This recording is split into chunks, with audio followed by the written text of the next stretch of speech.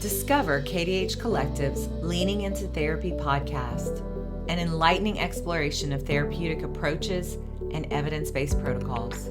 Join us as we delve into the vast landscape of therapeutic interventions, guided by the belief that collective intelligence surpasses individual expertise. Led by Katie Holmes, a licensed professional counselor with 16 years in private practice. This series offers valuable insights, expertise, and training from a team of skilled therapists. Prepare to immerse yourself in the world of therapy, created exclusively for therapists by therapists. Welcome back to another episode of Leaning into Therapy. I am here with KD today. What a treat. We are going to talk a little bit about ERP. So, exposure and response prevention. You and I have talked briefly before. I actually got what feels like pretty extensive training in ERP back in the day, and it never became something that was in my actual therapy toolbox. And so I'm looking forward to your class, and I'm curious how is your understanding of ERP kind of different and related to like the foundation basic. Does that make sense? Yes. Where are you with ERP now? Okay, so I've been doing this a long time, and I am pretty rule bound. So like when I learn something, I'm like, I am going to do it right? So I will do it whatever it is. Which feels very like appropriate for something like ERP. Yes, but as I have evolved as a therapist, I feel like now I'm more client first, protocol second. I used to be protocol first, client shoved into the protocol. And what that would look like is if they weren't doing ERP well, I'd be like treatment interfering behavior. I mean, what's Mhm. the difference now? I'm like, oh, why isn't it working? Is it another diagnosis, which me and you talk about a lot? Is it that they have autism? Is it that this isn't even OCD? There's just a bunch of things that contribute. Is it a response to ADHD internalization that they're like compulsively doing something, right? So I've expanded out. I'm more flexible in the way that I use it. And I really like this. Recently, I took a consultation with this man that's just really, I think it's changing the frame of how I use it.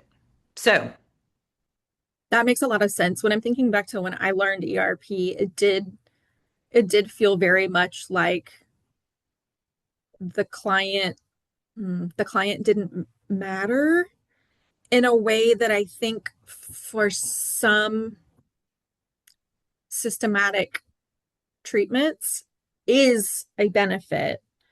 But I think for me as a clinician, that just didn't feel right. It didn't feel like a right fit for me if I'm thinking about providing ERP. And I think it really does, when you're talking about it, it really does remind me of some of the stuff that we've been doing for the last few years around making therapy work for people for whom therapy has not been working. correct. So, can you give me like I don't know, like a case example? Like, Okay. let's talk about it. Maybe you can give me an example of like traditional ERP and what that might look like, and then how you might see it a little bit different. Okay, so traditionally, client comes in, say they have the germ one, and they're like, I don't want to touch the door. There's germs on it. And maybe it's like a moral germ. So it's germs from a bad person that was in your office before me. I don't want to touch the door and be contaminated by that and bring that home and contaminate everybody in my house. So traditionally we would be like, touch the door, right? We're going to touch the door. We're going to live with the germs. We're going to breathe in the germs, which I still think is good work. But Hmm. I think now I would look at, before diving into ERP, I would be like, what are the values that are kind of behind this? What is your identity around this, right? Like, why is it important that you not bring this home?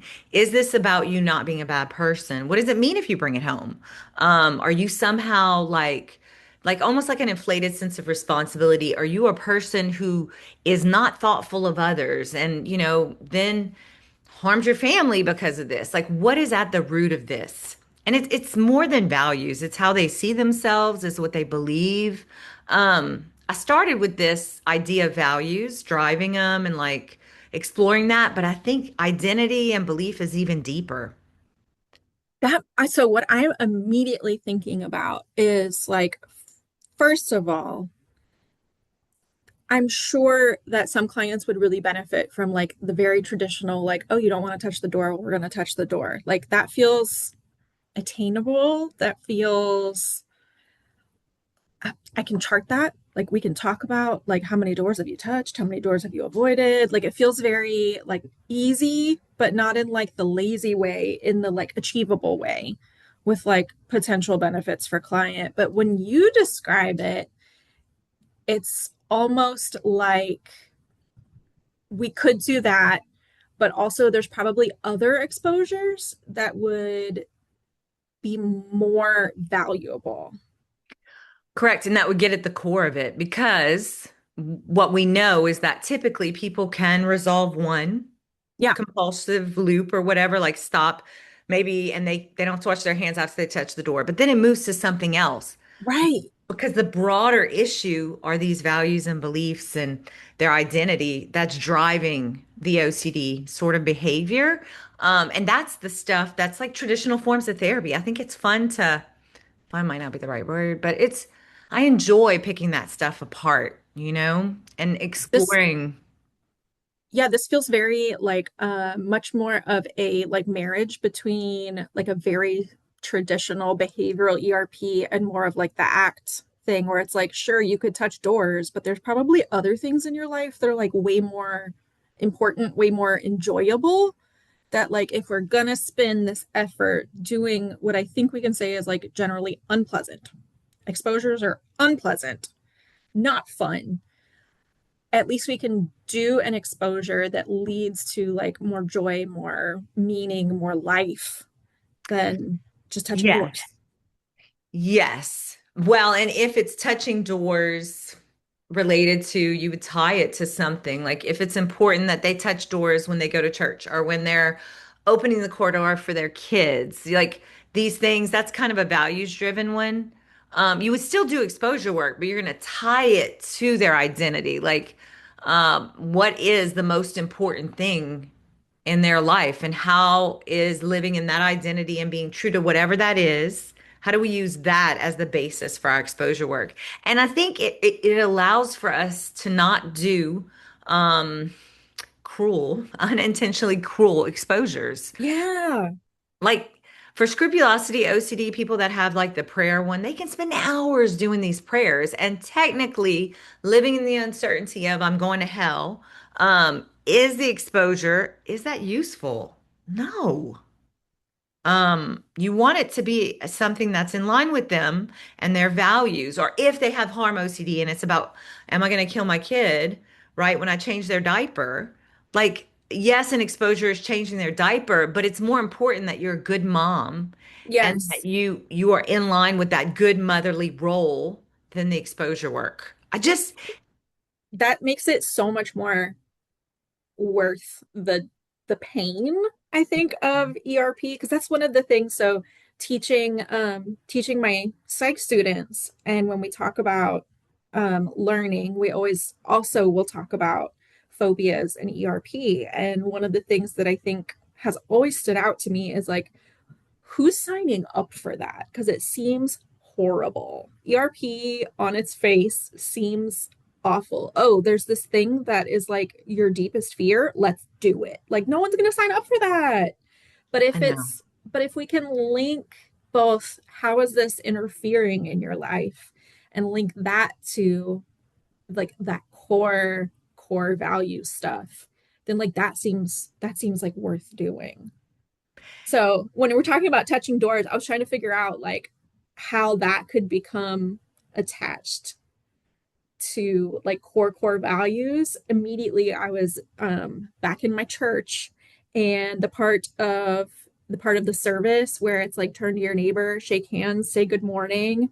And how like that's so directly related to like the contamination. And then I was like, oh my gosh, how wonderful for someone to get to have like a position where they're like the greeter at church, like where you're the one, you're like the first face that someone sees when they're coming to church on Sunday morning.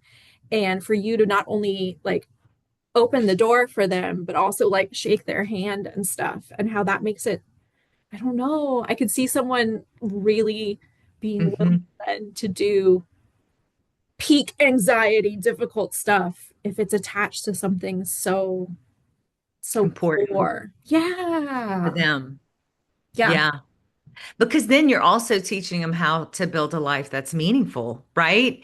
And to really engage in things that are meaningful, not because they're trying to avoid their OCD or their anxiety, but because it's meaningful and it matters. Yeah. Yeah, and So yeah. one of the other things when I'm thinking about, I'm putting myself in the position of other clinicians who like are maybe ERP curious, but have never like found a way to fit it into their actual practice. So I'm sold. ERP makes so much sense. It makes so much sense in terms of like how I already am and behave as a therapist. I'm imagining I'm imagining someone like my dad coming to therapy and talking about this contamination OCD, and how it shows up. Like he's not touching doors, he's not shaking hands, and feeling disconnected from like his religious community. Now what? In the therapy room, could you walk me through like, I'm assuming there's exposures in the room. So how do we do this as a therapist? So in that moment, I would want to know what's the core fear. So I'm trying to figure out what's underneath it. I'm exploring like, what are you actually afraid of if the germs get on you? Because it could be a lot of things. Sometimes it's about dying. Sometimes it's the moral one, right? They don't want to morally be contaminated. And then maybe they'll go to hell. It could also be like, I don't want to get family members, loved ones sick, and I'll Mm-hmm. be responsible for that. It can be a lot, right? And so Mm-hmm. figuring out what is it, what's at the base What's of like it. the deep feared outcome? Yes, a lot of like, so then what? So then Okay. what? So then what, right? You just keep going down it. Um, and it teaches you about your client. Okay, so you figure out whatever that is. So say with your dad, it would be, I don't want to get my family sick. What would it mean if you got your family sick? Well, then I'm responsible for them being whatever, dying, anything bad that happens from them. I am responsible and I'll have to live with that the rest of my life. So we just go down that rabbit hole. Okay, so it really matters that you're a good father, right? That Mm-hmm. seems number one. So, how do you show up as a good father beyond this? Because sometimes if they follow their compulsive behavior, that is what will ensure they're not a good father, Yeah, yeah, yeah, yeah. right? So then if their kid, they see their kids see them not shaking hands or they're not engaging, they come home, they're depressed. Okay, you got to explore all of that to get them motivated. So then it would be like, is there a way for us to do it right now in my office? And sometimes, I mean, a person like him might say it's about kid. Okay, I'm going home to see my kids later, and Mhm. they always play with my keychain. I would say, can we contaminate the keychain some way? And so a true contamination would be like throwing it on the floor and picking it up. Well, that might be a bit too much. If he's afraid of his kids being Yeah. sick, So then maybe that's where, like, do you go through the process? Because again, I'm thinking about like the very rigid ERP training I had. Are you actively with the client working through the, well, that seems like it would be like an 80 out of 100. What would be a 40 out of 100? Or do you just like brainstorm and just like try stuff? so technically you're supposed to do the 80 number thing, but I don't always. I'm just like, what feels manageable? What's a manageable amount of contamination that you can tolerate that you think is reasonable at this moment? And they might say, Keisha, you can touch it. Okay. And so I'm like, then I would be like, thank you. I'd have a moment with them very relationally. Like that is very sweet and a very honest moment, right? That's a really Mhm. kind thing for someone to be okay with. I don't take that lightly. You must think a lot of me to allow that because you're allowing me to possibly contaminate your kids. Like that So is, it's less about then like what number, like how disgusting am I? And it's more about like the value of the relationship in that moment then. I'm pairing it with it so that when Okay. he leaves, I'm doing this on purpose. He likes me. We have a good relationship. I'm assuming, he leaves, he's going to think about me. And that moment of relationship, because relationships matter to him. There's a reason I would do it with someone like him. Um, Hmm. and so, but you don't want to force them to do all that because then that would be compulsively checking, right? I'm Hmm. just trying to Hmm. pair some positive Hmm. stuff with it. So I'd touch it and then I would say, where can you touch this on your body? Where your kids are going to touch so that you feel contaminated right now. Um, and maybe it would be on his arm. My kids always hold my hands. Okay, so put it on your hands. Let's touch it and let's just be with that. And then what comes up? Because I'd want to know what comes up. Hmm. Is it disgust? Is it this terror of your kids dying? What's the thing that it triggers? Even if it's low key, because it won't be as intense because it's related to his kids. It's not till he goes home that it'll be intense. Yeah. Yeah. So then we're just sitting with that, right? And that's telling me what he has a hard time tolerating. So his emotional tolerance for some affect is going to be small. That's why he compulsively does stuff. And so that's the feeling we're working on. Now, Interesting. not in traditional forms of therapy. I'm just teaching him to be able to tolerate it. Like I can feel this feeling and and that's the wrong wording, but I can feel this feeling. I can tolerate it. They have relationships with these feelings that's really what my work is. We're trying to change through exposure work, not cognitively top down, but through Right. exposing themselves to it. And so maybe once they do it, then I'm like, okay, so what do you expect is going to happen when you touch this? And they might be like, I'm going to feel extreme disgust or I'm going to feel like somebody's dying immediately. Okay. Mm-hmm. So we do the exposure. I'm like, what happened? Did you just have that expectation? Did it just happen? Did you just? And they might be like, no, it was actually bearable. It wasn't that bad. And I'm like, oh, interesting. Or it spiked and then it came down. Okay, cool. You did it. Either way, even if he's like Hmm. panic attack, I'm like, you did it. You Hmm. just did that. That is amazing. And then I wouldn't want them to wash their hands. I'd want them to leave with the germs on them, maybe rub it all over their body so they can't get it off of them, breathe it in their nose, and just be with it. But sometimes that's a little hard for them. We got to start small. But I think it's about teaching them that the compulsive behavior, through this repetitive exposure, it's unnecessary. That's so doable. I'm thinking about kind of like another dimension of people coming to this ERP training. And I think sometimes in continuing education, therapists are looking for like a step by step. And I think maybe if they know stuff about ERP, they might be like really expecting step by step, like this is how you do it.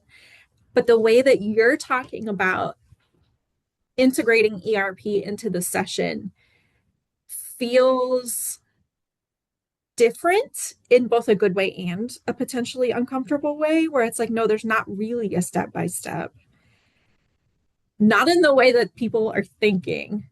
And also, like I've already done some of this work in session with clients. So it Mhm. also gives me hope as a clinician where it's like, oh, I'm already doing some of this, so like I can do it.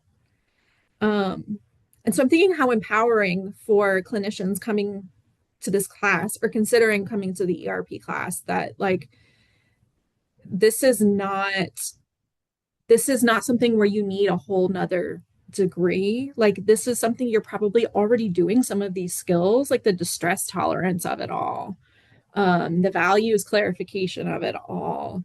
And this class can be both a reinforcement of things that already exist in your therapeutic repertoire and like building upon the things that are already going on in your therapeutic repertoire. Yes, I do think this type of work is uncomfortable for therapists and that we have to look at why we're uncomfortable.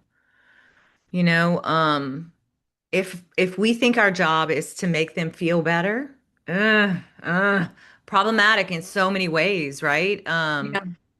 if we think their job is to make their anxiety go away or their distress go away, I mean, that's impossible, right? So I think it sets us up for unrealistic expectations and our clients. And so, yes. Yeah, I think that's a big shift. And I think that would be maybe something that people thinking about coming to the class, they would want to probably think about a little bit before they come to the class is like, I think most people agree that our goal is not to make anxiety go away. But I do think there are clinicians who are very attached to the idea that like anxiety should go away Mhm. and that it would be really difficult with that conscious or unconscious belief to then go into therapy with a client with a goal of not feeling okay. Hmm. So that seems like a potential barrier for clinicians doing ERP, period, and doing ERP well for sure. I love that type of thinking. I love that exploration of self as a therapist. Like, what am I promoting here? What's the greater goal? Am I selling them a bill of goods, right? Like something that's not good and not attainable. That's just Mm, going to keep them in therapy forever. I mean, when my clients come in and say, I don't want to have anxiety anymore, I don't want to have OCD anymore, I'm like, okay, that's not a goal for here. Your brain works this way, which I think is an important thing to talk about. So OCD brains are obsessive, and after ERP, they will still be the same type of brain.